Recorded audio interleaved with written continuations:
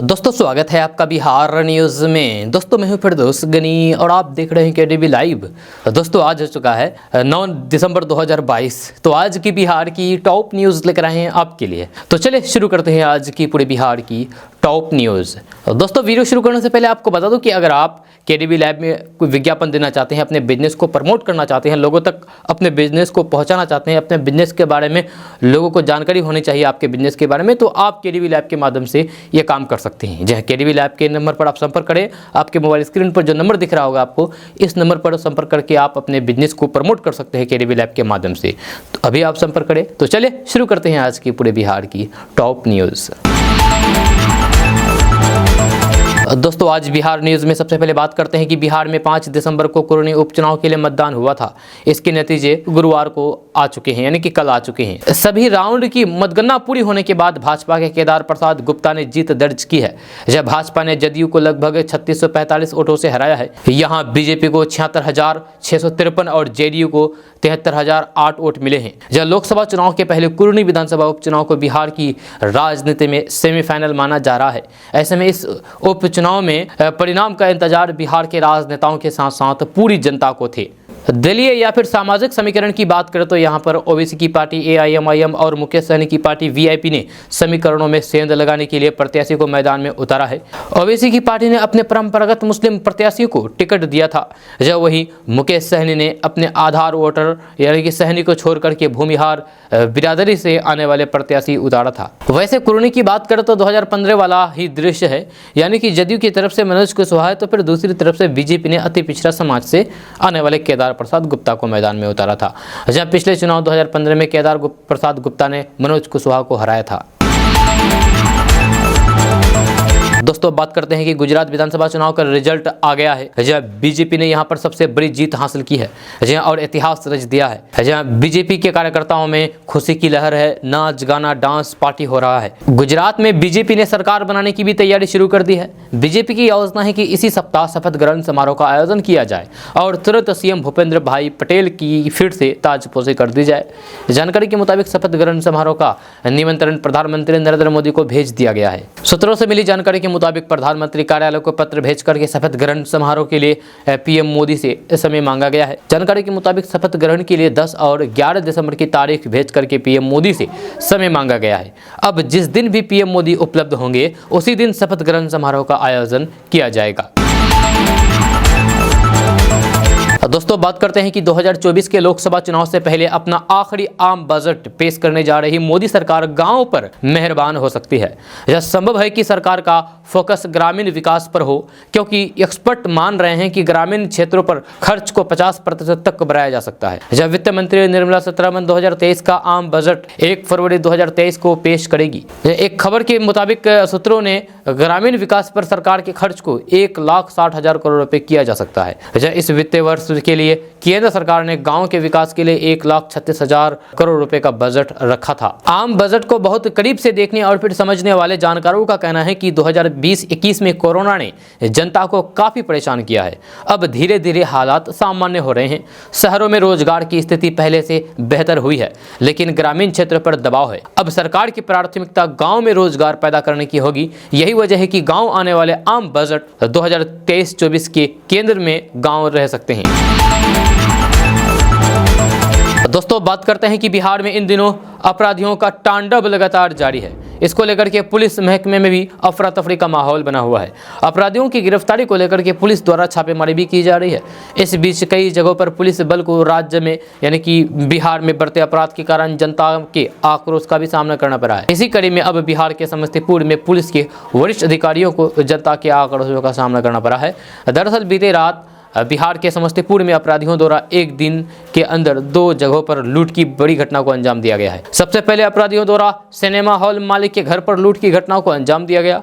महज इसके कुछ ही घंटे बाद दिन दहाड़े एक सोना चांदी कारोबारी के दुकान से 1 करोड़ की लूट को अंजाम दिया गया है। जहां इसके बाद लोगों के अंदर पुलिस प्रशासन को लेकर के आक्रोश व्याप्त हो गया है। इसी कड़ी में आज लूट मामले में छानबीन करने आए पुलिस के वरिष्ठ अधिकारियों को इनके इस आक्रोश का सामना करना पड़ा पड़ा। जानकारी के मुताबिक समस्तीपुर भीषण लूट कांड को लेकर के खुद एडीजी स्वर्ण कारोबारियों के परिवार वालों से मिलने उनके निवास स्थल पर जा रहे थे, तभी उनके काफिले को आक्रोशित व्यवसायियों द्वारा घेर लिया गया। दोस्तों बात करते हैं कि मधुमक्खियों की वजह से कई तरह की बीमारियों के बारे में आपने तो जरूर सुना था। यह टाइफाइड, कॉलेरा के अलावा पेट संबंधित बीमारियां मधुमक्खियों की वजह से ही होती है। पर क्या कभी आपने मधुमक्खियों के कारण रिश्ते टूटने के बारे में सुना है? ये काफी मजेदार है, पर गौर करने लायक घटना यूपी के हरदोई में घट रही है।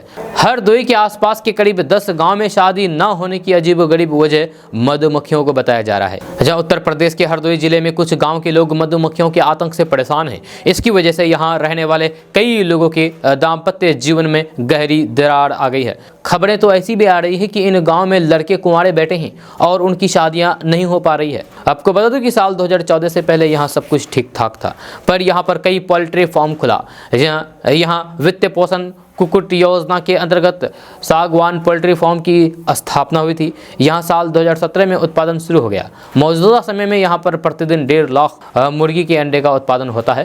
पोल्ट्री फार्म खुलने के कुछ दिन तक सब कुछ ठीक ठाक चल रहा था, लेकिन फिर धीरे धीरे मधुमक्खियों की आबादी बढ़ने और लगी और फिर इसकी वजह से परेशानी आज इस हद तक आ गई है कि यहाँ रिश्ते टूट रहे हैं। लेकिन फिर धीरे धीरे मधुमक्खियों की आबादी बढ़ने लगी और इसकी वजह से परेशानी आज इस हद तक आ गई है कि यहाँ रिश्ते टूट रहे हैं और शादियां भी नहीं हो पा रही है।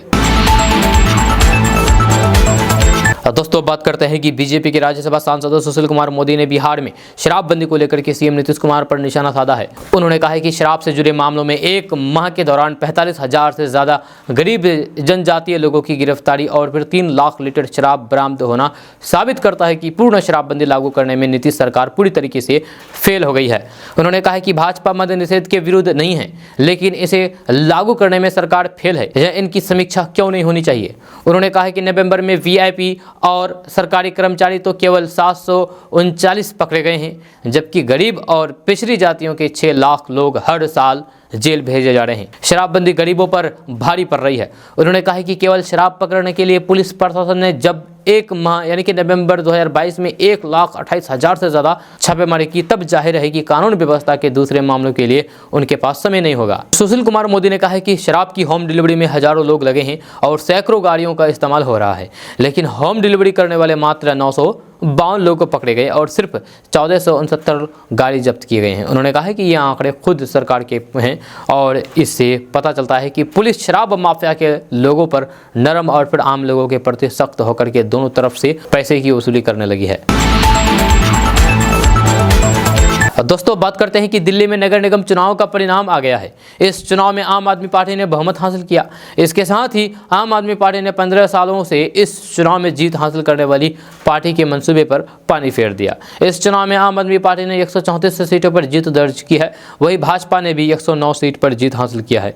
लेकिन बिहार की राजनीतिक गलियारों में सबसे अधिक इस बात की चर्चा होने लगी है कि दिल्ली नगर निगम में मैदान में उतरी जदयू का क्या हाल हुआ है। अब इसी को लेकर के बिहार विधान परिषद के नेता विरोधी दल सम्राट चौधरी ने जोरदार हमला बोला है। भाजपा नेता सम्राट चौधरी ने कहा है कि बिहार के मुख्यमंत्री नीतीश कुमार प्रधानमंत्री बनने का सपना देखते हैं। उनकी पार्टी देश भर के भाजपा विरोधियों को एक साथ करने में लगी हुई है, लेकिन अब उस पार्टी का एकजुटता का परिणाम देखिए। दिल्ली नगर निगम चुनाव में कहीं कुछ मालूम नहीं चला। नीतीश कुमार की पार्टी का यहां खाता भी नहीं खुल पाया है। इसीलिए इस परिणाम के बाद नीतीश कुमार को अब पीएम बनने का सपना तो छोड़ ही देना चाहिए। जहां उनसे सही मायने में बिहार तो संभल नहीं रहा है और दिल्ली में चुनाव लड़ने जाते हैं, जहां साथ ही पीएम बनने का सपना देखते हैं। इसी कारण उनके हाथ से बिहार भी चला जाएगा। दोस्तों बात करते हैं कि अगर आप अपना घर बनवाना चाहते हैं, नए साल में इसका प्लान कर रहे हैं, तो फिर ये शायद आपके लिए महंगा सौदा साबित हो। दरअसल एक रिपोर्ट में संभावना जताई गई है कि आने वाले दिनों में कंपनियां सीमेंट के दाम से 15 रुपये बढ़ा सकती है। ऐसे में अभी एक सपनों का आशियाना तैयार कराने का सबसे सही समय है, क्योंकि अभी सरिया के दाम भी कम चल रहे हैं। जी हाँ, अपने घर का सपना हर इंसान का होता है, लेकिन पहले महंगी जमीन और फिर उस पर अपने सपनों का आशियाना बनवाने पर आने वाले खर्च देख करके लोग अपने प्लान को आगे बढ़ाते रहते हैं। घर बनाने में आने वाले खर्च में से एक बड़ा हिस्सा सरिया और फिर सीमेंट में लगता है। अगर इन सामानों के रेट कम होते हैं तो फिर कंस्ट्रक्शन कॉस्ट में भी कमी आती है। फिलहाल की बात करें तो फिर सरिया के दाम में गिरावट देखने को मिली है, जहां अक्टूबर की तुलना में ये दिसंबर में काफ़ी कम कीमत पर मिल रहा है। लेकिन सीमेंट के भाव में और भी तेजी की आने की संभावना है। बिजनेस स्टैंडर्ड पर छपी एक रिपोर्ट की माने तो इस साल सीमेंट की कीमतों में तेजी देखने को मिली है। जहां MK global financial service limited के मुताबिक देश भर में सीमेंट की कीमतों में अगस्त 2022 में 16 रुपये प्रति बोरी, जबकि बीते नवंबर महीने में करीब 6-7 रुपये प्रति बोरी की बढ़ोतरी हुई है। रिपोर्ट में संभावना जताई गई है कि सीमेंट कंपनियां इस महीने पूरे देश में 10 से 15 रुपये प्रति बोरी तक कीमतों में बढ़ोतरी की तैयारी कर रही है। दोस्तों बात करते हैं कि बिहार की राजधानी पटना में बीपीएससी अभ्यर्थियों द्वारा विरोध प्रदर्शन चल रहा है। बीपीएससी अभ्यर्थी पटना साइंस कॉलेज में भिकना पहाड़ी नया टोला होते हुए गांधी मैदान की ओर बढ़ रहे हैं। इसमें छात्र छात्राएं दोनों शामिल है। हालांकि इसको लेकर के राजधानी पटना के हर एक चौक चौराहों पर अतिरिक्त पुलिस कर्मियों की ड्यूटी लगाई गई है। वहीं इसके अलावा कुछ प्रमुख चौराहे पर वरिष्ठ पुलिस पदाधिकारी खुद भी तैनात है। दरअसल विरोध कर रहे इन अभ्यर्थियों का कहना है कि बीपीएससी द्वारा आयोजित प्रारंभिक परीक्षा में 9 सवाल गलत थे। इसको लेकर के आयोग की तरफ से अभी तक कोई भी जानकारी क्यों नहीं दी गई है। उनका कहना है कि बीपीएससी में हर बार धांधली किया जा रहा है, लेकिन इसके बाद भी सरकार द्वारा महज खानापूर्ति करके छोटे स्तर पर कार्रवाई की जाती है। इस काम में शामिल बड़े अधिकारियों पर कोई भी कार्रवाई नहीं की जाती है। दोस्तों बात करते हैं कि बिहार के सरकारी मेडिकल कॉलेज अस्पतालों के साथ सदर अस्पतालों की गुणवत्ता में सुधार लाने में जुटी सरकार ने जिला अस्पतालों को अतिक्रमण से मुक्त कराने की योजना पर काम करना शुरू कर दिया है। जहां अस्पतालों को मिशन 60 के तहत अतिक्रमण मुक्त कराने की योजना पर तेजी से काम किया जा रहा है। जिला अस्पताल को अतिक्रमण मुक्त कराने के लिए एसटीएफ की टीम गठित करने का भी प्रस्ताव है। स्वास्थ्य विभाग द्वारा कराए गए सर्वेक्षण के दौरान अतिक्रमण के सर्वाधिक मामले सदर अस्पताल में पाए गए हैं। जिलों के दौरे पर 3 बार गई मुख्यालय की टीम ने स्वास्थ्य विभाग को अतिक्रमण से संबंध में अपनी रिपोर्ट सौंप दी है। इसके बाद स्वास्थ्य विभाग ने सदर अस्पतालों को अतिक्रमण मुक्त कराने के लिए विभाग के स्तर पर विशेष टास्क फोर्स गठन का प्रस्ताव बनाया है। जब प्रयोग के तौर पर पटना जिले के लिए गठित टास्क फोर्स ने अपना काम शुरू भी कर दिया है। दोस्तों बात करते हैं कि कल बेगूसराय जिले में प्रदूषण का पैमाना 402 AQI रहा, जो देश के सबसे अधिक प्रदूषित शहरों में नंबर 1 पर रहा। जहाँ वहीं दूसरे नंबर पर पूर्णिया शहर का AQI 400 रहा। लगातार प्रदूषण के बढ़ते मामले आम लोग और फिर जिला प्रशासन के लिए एक चुनौती है। हालांकि जिला प्रशासन के निर्देश पर नगर निगम के टैंकरों से शहर के विभिन्न सड़कों पर पानी डालने का काम किया जा रहा है। प्रदूषण विभाग के एक्सपर्ट की माने तो ठंड के मौसम में हवा का संचरण धरती से 10 मीटर वायुमंडल में ही विचरण करता रहता है। हवा पूरी तरीके से ऊपर नहीं जा पाता है। इस वजह से लगातार वायु प्रदूषण के आंकड़े में बढ़ोतरी हो रही है। लगातार बढ़ता ट्रांसपोर्ट सिस्टम एवं कंस्ट्रक्शन का काम वायु प्रदूषण का मुख्य कारण माना जा रहा है। जहाँ सड़कों पर 15 से 20 साल पुरानी गाड़ी भी चल रही है, जो प्रदूषण मानकों के अनुरूप नहीं है। जिला पदाधिकारी ने परिवहन विभाग को निर्देश दिया है कि ऐसे गाड़ियों को सीज करे। इसके अलावा शहर में मकान अंधाधुंध बन रहे हैं। इसमें मानकों के अनुसार मिट्टी बालू का उपयोग नहीं किया जाना प्रदूषण का मुख्य कारण है। इसके अलावा चिमनी से निकलने वाले धुआं, खेतों में जलने वाले पराली, कल कारखाने से निकलने वाले धुआं भी बढ़ते प्रदूषण का मुख्य कारण है। दोस्तों बात करते हैं कि भोजपुरी फिल्म और गानों को अब पूरे देश में पसंद किया जा रहा है। भोजपुरी अभिनेता पवन सिंह और खेसारी लाल यादव का कोई भी गाना को यूट्यूब पर 1 से 2 दिन में ही मिलियन व्यूज मिल जाता है। वहीं बिहार में भोजपुरी इंडस्ट्री के कलाकार बराबर फिल्म सिटी मांग करते हैं। जब वहीं अब भोजपुरी संगीतकार और अभिनेता रितेश पांडे ने कहा है कि डिप्टी सीएम तेजस्वी यादव से बहुत उम्मीद है, सरकार को भोजपुरी इंडस्ट्री की तरफ ध्यान देना चाहिए। ये बातें भोजपुरी के एक्टर रितेश पांडे ने कही है। दोस्तों बात करते हैं कि देश और दुनिया में दिल के रोगों के मामले जिस रफ्तार से बढ़ रहे हैं, उससे हर उम्र के लोगों में डर बैठ रहा है। कम उम्र में ही लोगों की हार्ट अटैक से मौत हो रही है। लोगों के लिए ये चिंता का विषय बना हुआ है। शारदा अस्पताल के प्रमुख और वरिष्ठ सलाहकार डॉक्टर शुभेंद्र महतो ने केडीबी लैब के साथ बातचीत में बताया है कि आज युवा वर्ग में कार्डियक अरेस्ट और दिल का दौरा अधिक आम होता जा रहा है। दिल के रोगों के इन बढ़ते मामलों की तुलना पिछले 10 से 15 सालों से की जाए तो पिछले 2 सालों में मामले में बढ़ोतरी देखी गई है। एक्सपर्ट ने बताया है कि मौजूद दौर में 18 से 20 साल की उम्र में भी लोग हार्ट अटैक के शिकार हो रहे हैं। कई नामी हस्तियां जैसे सिद्धांत वीर सूर्यवंशी, राजू श्रीवास्तव और सिद्धार्थ शुक्ला की अचानक दिल का दौरा पड़ने से हुई मौत इस बात की गवाह है कि दिल के रोगों से मौत मौत के मामले बढ़ रहे हैं। इसके अलावा 21 साल के मेघा ठाकुर, जिनकी नवंबर में दिल का दौरा पड़ने से मौत हुई थी। हार्ट अटैक के बढ़ते मामलों को देखते हुए पिछले कुछ दिनों से ट्विटर पर हैशटैग हार्ट अटैक ट्रेंड करने लगा है। दोस्तों बात करते हैं कि एक तरफ बिहार के विश्व प्रसिद्ध बोध गया में पर्यटन सीजन में भारी संख्या में देसी विदेशी पर्यटक पहुंच रहे हैं, जिसके बाद यहां के बाजारों में फिर से रौनक नजर आ रही है। वहीं कुछ ऐसे भी लोग हैं जिनके कारण इस पवित्र स्थल की छवि को धूमिल करने का प्रयास किया जा रहा है। यहाँ के लोग बाहर से आए पर्यटकों से अच्छी तरीके से पेश नहीं आते हैं। बोध गया से ऐसा ही एक वीडियो सामने आया है जिसमें विदेश से आई एक लड़की रोते हुए नजर आ रही है। वहीं उनके पास मौजूद महिला कांस्टेबल उन्हें समझाने का प्रयास कर रही है। विदेशी लड़की के रोने का कारण भी सामने आ गया है। मौके पर मौजूद लोगों ने बताया है कि लड़की भगवान बुद्ध पर चढ़ाने के लिए लमजा यानी कि चादर खरीदने आई थी। पैसे के लेन देन में चादर बेच रहे दुकानदार से कहासुनी हो गई, जिसके बाद दुकानदार थप्पड़ मार करके भाग गया। हालांकि कुछ देर बाद हंगामा ज्यादा होने पर एक आदमी आकर के दुकान मेरी है कह रहा है, परंतु मारने वाला व्यक्ति उस जगह पर नहीं आया। दोस्तों बात करते हैं कि भागलपुर जिले के सुल्तानगंज में रहने वाले प्रीति साहू के लिए एक्टर सोनू सूद मसीहा बन गए। प्रीति का पूरा परिवार आजीवन सोनू सूद का कर्जदारी रहेगा। जब महिला और उनका परिवार एक्टर का यानी कि सोनू सूद का आभार जताया है। दरअसल प्रीति साहू गरीबी की वजह से अपना इलाज नहीं कर पा रही थी, या फिर उन्होंने सोशल मीडिया पर सोनू सूद से मदद की गुहार लगाई थी। सोनू सूद ने राजधानी पटना के कंगरबाग थाना क्षेत्र में डॉक्टर्स कॉलोनी में स्थित मेडिवर्सल अस्पताल में बात की है। इसके बाद अस्पताल प्रबंधक ने प्रीति साहू को अस्पताल की आईसीयू में भर्ती करवा लिया। यहां डॉक्टर्स ने प्रीति के लीवर में संक्रमण का इलाज किया। अब वे बिल्कुल भी स्वस्थ हैं। अस्पताल से डिस्चार्ज होने के बाद वे अपने घर चली गई है और सोनू सूद का आभार जता रही है। दोस्तों बात करते हैं कि बिहार में पछुआ और उत्तर पछुआ हवा ने पटना और फिर उसके आसपास के क्षेत्रों की कनकनी बढ़ा दी है। आज दिन और रात के तापमान में मंगलवार की तुलना में बुधवार को कुछ खास परिवर्तन नहीं होने के बावजूद भी इसने ठंड के एहसास को बढ़ा दिया है।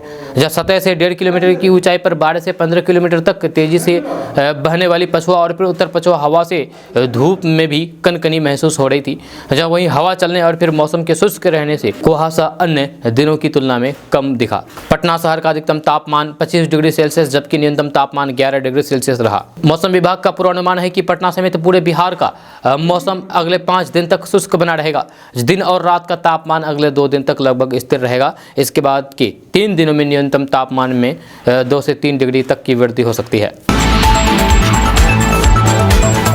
दोस्तों बात करते हैं कि बिहार में मुख्य विपक्षी दल भाजपा के द्वारा तो शराबबंदी कानून की समीक्षा की मांग की जा रही है, लेकिन अब महागठबंधन में भी ये मांग जोर पकड़ने लगी है। यह पूर्व मुख्यमंत्री जीतन राम मांझी के साथ साथ जदयू के द्वारा भी शराबबंदी कानून पर सवाल उठाया जाने के बाद अब कांग्रेस के द्वारा भी इस कानून पर सवाल उठाया जाने लगा है। यह नीतीश सरकार में सहयोगी कांग्रेस ने भी शराबबंदी कानून को खत्म करने की मांग कर दी है। यह कांग्रेस विधायक दल के नेता अजित शर्मा ने कहा कि जब सभी जगहों पर शराब मिल रही है तो ऐसी स्थिति में अगर सरकार कानून का पालन नहीं कर पाती है तो फिर उसे शराबबंदी खत्म कर देना चाहिए। उन्होंने कहा है कि पूरे राज्य में अवैध रूप से शराब का कारोबार हो रहा है। इस कानून की वजह से बिहार को 10,000 करोड़ रुपए के राजस्व का नुकसान हो रहा है। अजित शर्मा ने कहा है कि बिहार में पूर्ण शराबबंदी नहीं है, भले ही इसको लेकर के कानून बनाया गया हो। उन्होंने कहा है कि बिहार में जो कानून बनाया गया है वह बिल्कुल भी सही है, लेकिन इसका ठीक ढंग से अनुपालन नहीं हो पा रहा है। आपको बता दूं कि बिहार में महागठबंधन की सरकार बनने के बाद भाजपा शराबबंदी कानून को लेकर के नीतीश सरकार पर लगातार हमलावर हैं। वहीं जीतन राम मांझी भी शराबबंदी कानून की समीक्षा की मांग करते रहे हैं। यही नहीं, जदयू के संसदीय बोर्ड के अध्यक्ष उपेंद्र कुशवाहा ने भी शराबबंदी कानून पूरी तरीके से लागू नहीं करने की बात स्वीकारी थी। इसके अलावा पिछले दिनों पूर्व केंद्रीय मंत्री आरसीपी सिंह ने इस कानून को वापस लेने की वकालत की थी। उन्होंने तो यहाँ तक कह दिया था कि बिहार में शराबबंदी कानून लागू होने से पर्यटक यहाँ आना नहीं चाहते हैं। बिहार में प्लेन से उतरते ही लोगों को डराया जाता है। दोस्तों बात करते हैं कि बिहार के पटना, भागलपुर, पूर्णिया, बक्सर, नालंदा, मुंगेर में पेट्रोल डीजल का रेट जारी कर दिया गया है। तेल कंपनियों ने अपनी आधिकारिक वेबसाइट पोर्टल पर पेट्रोल डीजल का रेट जारी कर दिया है। अभी इसी रेट से यहाँ पेट्रोल डीजल की बिक्री की जाएगी। आपको बता दूं कि आज पटना समेत बिहार के कुछ जिलों में पेट्रोल डीजल की कीमतों में बढ़ोतरी देखने को मिली है, जहाँ वहीं कुछ जिलों में पेट्रोल डीजल की नई कीमतों में गिरावट आई है, जबकि कई जिलों में इसके दाम स्थिर नजर आ रहे हैं।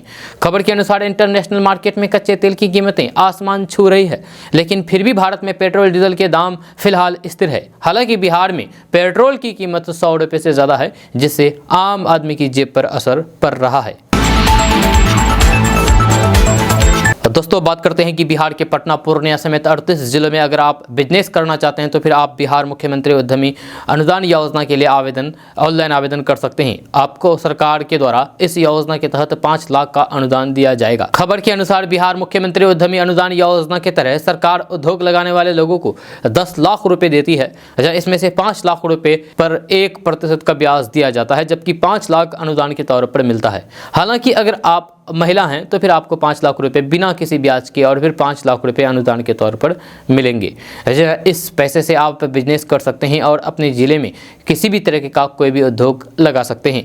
इसको लेकर के दिशा निर्देश जारी कर दिया गया है। आपको बता दूं कि बिहार में मुख्यमंत्री उद्यमी योजना का लाभ 8000 लोगों को दिया जाएगा। इसमें से 2000 उद्यमी वस्त्र एवं चमड़ा उद्योग से संबंधित होंगे, जबकि बचे हुए 5000 सभी ट्रेड के उद्यमी होंगे, जिसे इस योजना का लाभ दिया मिलेगा।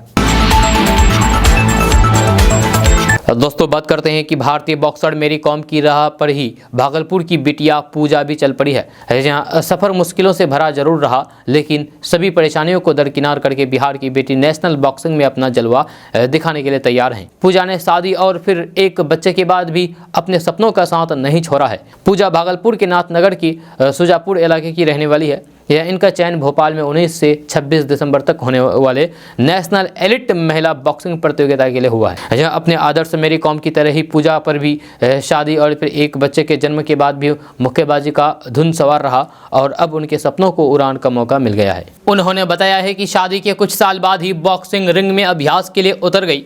यह कुछ साल बॉक्सिंग खेल से दूर जरूर रही, लेकिन बच्चों को बॉक्सिंग खेल की बेसिक चीज़ों की कोचिंग देती रही। मेरी कॉम को अपनी प्रेरणा बताते हुए पूजा ने बताया है कि उनको खेलते देख करके अंदर ही अंदर ठान लिया कि दूसरी पारी की शुरुआत करेगी। इसके बाद से ही जिला स्कूल बॉक्सिंग कोचिंग सेंटर में सुबह शाम अभ्यास करना शुरू कर दिया। इसके बाद पीछे मुड़ करके नहीं देखा। दोस्तों बात करते हैं कि सरकारी नौकरी की आस लगाए बैठे युवा अब धीरे धीरे आत्मनिर्भर बनने के लिए आगे बढ़ रहे हैं। पीएम नरेंद्र मोदी ने भी युवाओं से अपील भी की थी कि आप आत्मनिर्भर बने। जब बिहार के बांका के एक युवक ने ऐसा ही उदाहरण पेश किया है। जब पटना विश्वविद्यालय से ग्रेजुएट करके सरकारी नौकरी की आस लगाए बैठा था, जब कई सालों से तैयारी कर रहा था, जब कुछ भी नहीं हुआ तो फिर खुद ही आत्मनिर्भर बनने का ठान लिया, जिसके बाद खुद का कड़कनाथ मुर्गा फार्म खोल दिया। अब वे बाकी युवाओं के लिए उदाहरण बन गए हैं। जब पटना विश्वविद्यालय से ग्रेजुएट करके बांका के अमरपुर प्रखंड के छोटी सी गांव मालदेवचक के रहने वाले गौरव ने कड़कनाथ मुर्गा फार्म लगा करके आत्मनिर्भर बने हैं। गौरव ने पटना विश्वविद्यालय से ग्रेजुएट करने के बाद सरकारी नौकरी के लिए काफ़ी प्रयास किए हैं। जब नौकरी नहीं मिली तो फिर गाँव आकर के अपने पिता और फिर रिश्तेदारों से पूंजी लेकर के कड़कनाथ मुर्गा के फार्म को तैयार किया। आज गौरव के पास 1000 कड़कनाथ तैयार हो चुके हैं, जो अच्छी खासी की कीमत में बिक रहा है। गौरव ने युवाओं से अपील भी की है कि आप भी आत्मनिर्भर बने। कड़कनाथ मुर्गा फार्म में अच्छी कमाई होती है। उन्होंने कहा है कि इस व्यवसाय को करने से पहले कई जगह जाकर के देखें। बड़े बड़े शख्सियत महेंद्र सिंह धोनी जैसे व्यक्ति भी कड़कनाथ मुर्गा का फार्म चला रहे हैं, तो फिर उन लोगों को देखते हुए मैंने प्रयास किया। मुझे अच्छा खासा मुनाफा मिल रहा है। गौरव ने आगे बढ़ने के लिए सरकार से मदद की उम्मीद भी रखी है। दोस्तों बात करते हैं कि बिहार के डीजीपी एसके सिंघल का कार्यकाल इसी साल 19 दिसंबर को खत्म हो रहा है। अब लोगों के मन में ये सवाल उठ रहा होगा कि एसके सिंघल का कार्यकाल खत्म होने के बाद अगले पुलिस के नए मुखिया यानी कि डीजीपी कौन होगा। फिलहाल इस बात पर मुहर तो नहीं लग पाई है, लेकिन लिस्ट में कई ऐसे नाम सेलेक्ट किए गए हैं जो बिहार के अगले डीजीपी बनाए जा सकते हैं। तो चलिए बात करते हैं कि आखिर वो कौन कौन से नाम हैं जो बिहार के अगले डीजीपी की रेस में चल रहे हैं। तो बिहार के गृह विभाग ने केंद्रीय कार्मिक महकमा और फिर यूपीएससी को सूबे में मौजूद डीजीपी रैंक के 11 अधिकारियों की लिस्ट तैयार करके भेजी है। अब केंद्रीय स्तर पर इसकी चर्चा होगी, जिसके बाद सबसे उपयुक्त 3 अधिकारियों के नाम राज्य सरकार को भेज दिए जाएंगे। इनमें किसी एक को बिहार का नया डीजीपी बनाया जाएगा। इस नाम पर राज्य सरकार के स्तर से मोहर लग जाएगा। आपको बता दूं कि अभी बिहार कैडर के में डीजीपी को छोड़ करके डीजी रैंक के 11 अधिकारी शामिल है। जब वरिष्ठता के आधार पर 1986 से लेकर के 1992 बैच के आईपीएस अधिकारी हैं। वर्तमान में इनमें 6 अधिकारी केंद्रीय प्रतिनियुक्ति पर चल रहे हैं। वहीं 11 में से 4 वरिष्ठ अधिकारी 2023 में ही रिटायर हो रहे हैं। दोस्तों अब बात करते हैं कि बिहार के किशनगंज, अररिया समेत सीमांचल के जिलों में सरकारी स्कूलों में शुक्रवार को छुट्टी कराने का मामला लोकसभा में भी उठा। जहां बीजेपी के बिहार प्रदेश अध्यक्ष डॉक्टर संजय जायसवाल ने लोकसभा में यह मामला उठाते हुए कहा कि बिहार में संविधान की धज्जियां उड़ाई जा रही है, बांग्लादेशी घुसपैठियों से अपना कानून लागू करके रखा है और बिहार सरकार पूरी तरीके से खामोश है, मौन है। लोकसभा में डॉक्टर संजय जायसवाल जो बीजेपी के बिहार प्रदेश अध्यक्ष है, उन्होंने कहा कि बिहार में संविधान की धज्जियां उड़ाई जा रही है। सरकारी स्कूलों में रविवार को छुट्टी होने का कायम नियम है, लेकिन बिहार के सीमांचल के किशनगंज, अररिया और पूर्णिया जैसे जिलों में के कुछ मुस्लिम इलाकों में शुक्रवार को छुट्टी दी जा रही है। डॉक्टर संजय जायसवाल ने कहा है कि शुक्रवार को छुट्टी पर उस दिन की मिड डे मील का भी घोटाला किया जाता है। बीजेपी सांसद ने कहा है कि उनके लोकसभा क्षेत्र में एक उर्दू विद्यालय है, उस स्कूल में एक भी मुस्लिम छात्र नहीं है, फिर भी स्कूल में शुक्रवार को छुट्टी कराई जा रही है क्योंकि स्कूल के नाम के साथ उर्दू विद्यालय जुड़ा हुआ है। डॉक्टर जायसवाल ने कहा कि बिहार के सीमांचल में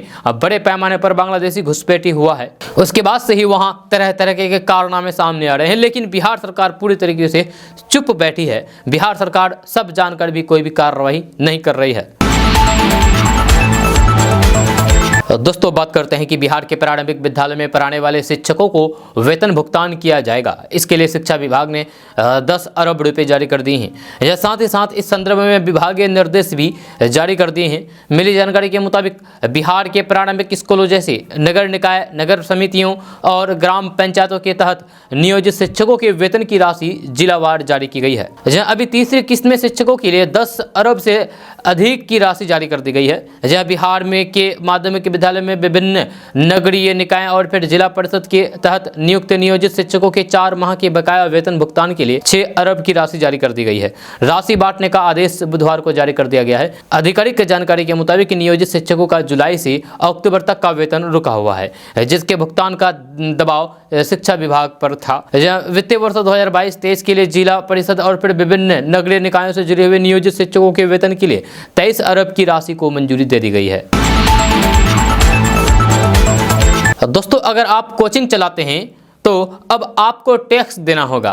20 लाख से अधिक सालाना टर्नओवर वाले कोचिंग संस्थानों के लिए जीएसटी के तहत पंजीयन करवाने को अब अनिवार्य कर दिया गया है। इस दायरे में आने वाले कोचिंग संस्थानों द्वारा पंजीयन नहीं करवाने पर विभागीय कार्रवाई की जाने के साथ पेनल्टी भी लगाया जाएगा। कोचिंग संस्थानों का पता लगाने के लिए विभागीय सर्वे और निरीक्षण अभियान चला रहा है।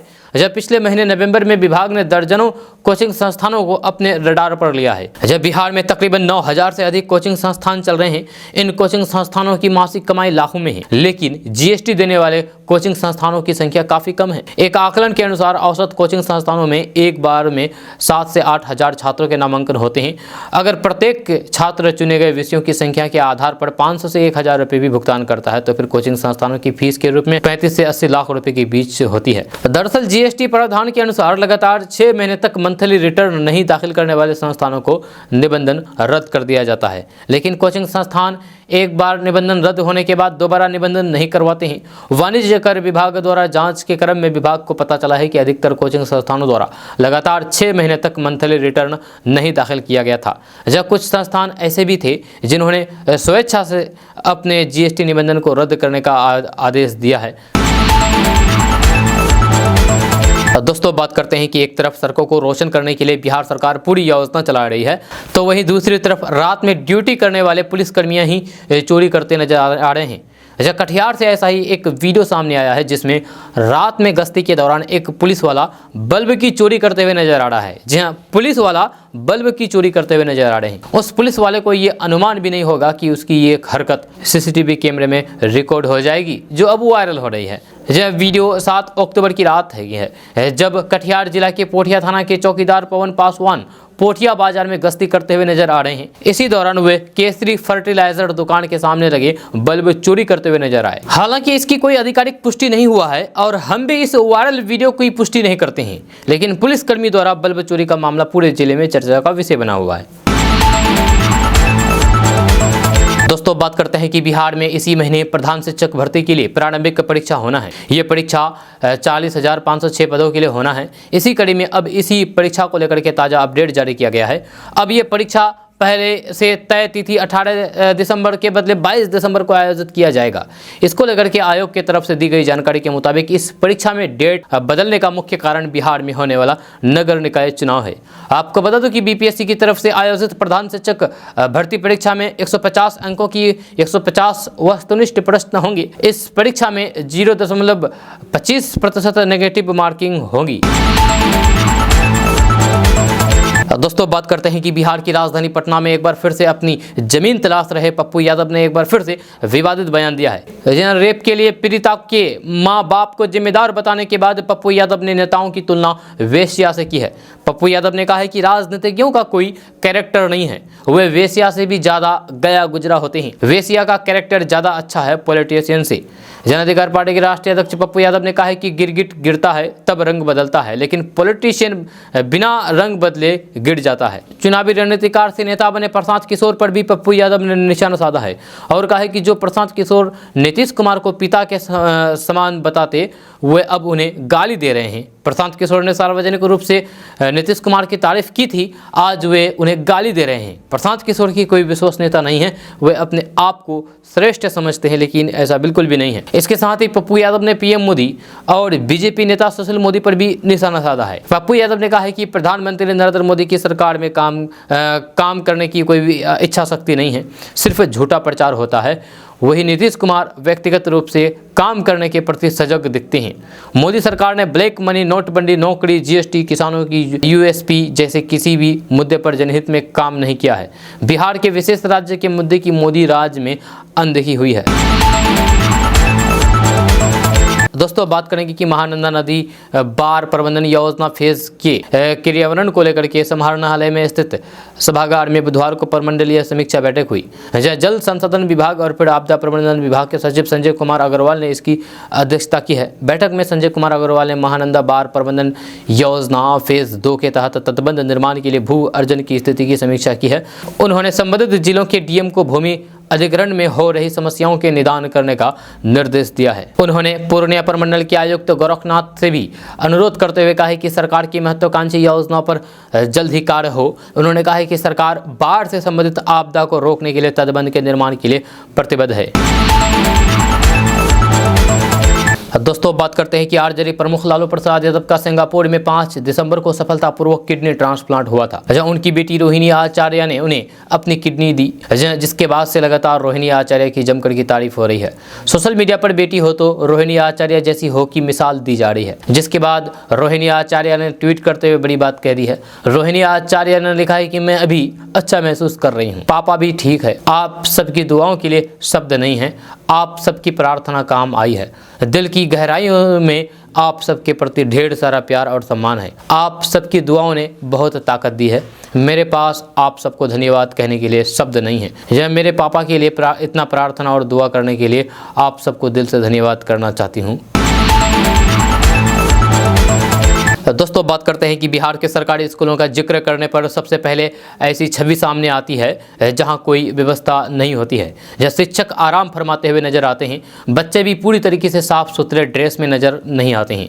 लेकिन पिछले 1-2 साल में कुछ सरकारी स्कूलों में ये छवि बदलने की कोशिश की जा रही है।